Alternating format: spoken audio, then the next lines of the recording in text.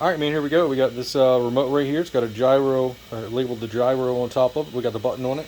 We got the revo right there. Pop that on. Push this button. You turn it down, let it cycle. It does different. That's the pattern right there. It goes left to right. It's a pretty sweet pattern.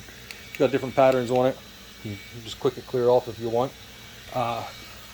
This thing's got a heck of a good suspension on it. Let's see. There it is next to a regular Revo, quite a bit wider. Pretty much quite a bit bigger. Got the CVD drive shafts, got RPM arms on the end of the turnbuckles. I got the red shift. Those boots are, not necessary, but I put the red boots on there for protection. You got the red metal out hubs. That's the bottom of it. We got upgraded servos in it. We got rear CVDs on it too. I don't know. There's not. This is not the original. This is not the original skid plate. This might be the original skid plate. This one right here wasn't, but I cut it, and that's particularly why. It's because these are normally a little longer. They go all the way up to the bumper, but I cut it so I can put the light bar in there. You got a nice wheelie bar back there. You got titanium rear turnbuckles.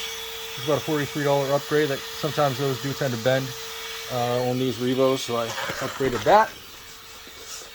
Suspension's good. You can turn the, where's that remote? You can turn the the gyro is all the way up, so when you can see it steering itself. It's counter steering. When you turn it down all the way, and then you move the truck, it doesn't counter steer at all. This body, brand new, no scratch on it, never been run. Chassis, same thing. Only thing that's got a scratch on it, I believe, is going to be that front bumper. Just because I was messing around with that one. It's got double fiberglass tape. It's got a brand new cage inside of it because it is brand new. It's got flex seal on top of that, so that's a good thing. We got a rocket fan on a Torox 185 upgraded speed controller here. We got the brace, metal red brace here. The bottom of every one of these rocker arms, I took epoxy, took those off on the bottom, and put metal lock nuts, so these won't pull out. This is your limit straps. The limit straps have been sewn with 100-pound thread, so there's no way they're going to come loose. That way when it comes up, these limits are right at the end. That'll keep your shock end from popping off. Another option with these shock ends is to put a metal one on there. There's no problem with doing that. I didn't happen to have any metal ones.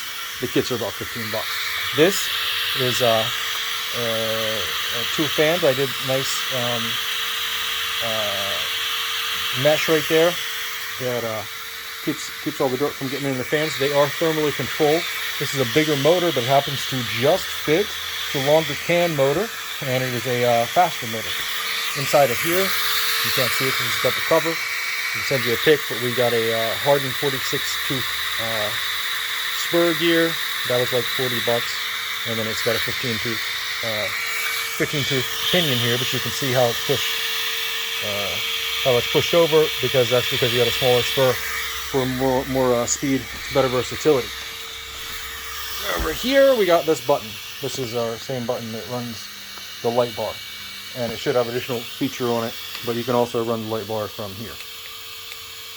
So either way, I think that's the right pattern. It's left and right. It's a pretty sweet pattern. It's like Knight Rider.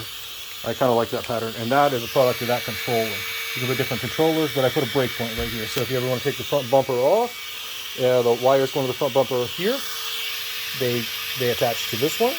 This one here's your channel 3, and they go. If you want to take this, it's the front plate where your light bar is attached to this device. And speaking of that, I took some extra time, and that hasn't been upgraded. So that is completely reinforced with about $16 worth of epoxy, and that is because I put an additional bar in here, and that's to hold the wires. So this is the bar that attaches back to the rear part of your shock support. That's for the wires to sit on, so they don't rub into these springs. Let's see. So that's just your rocket fan. It's got XT90 connectors on it, and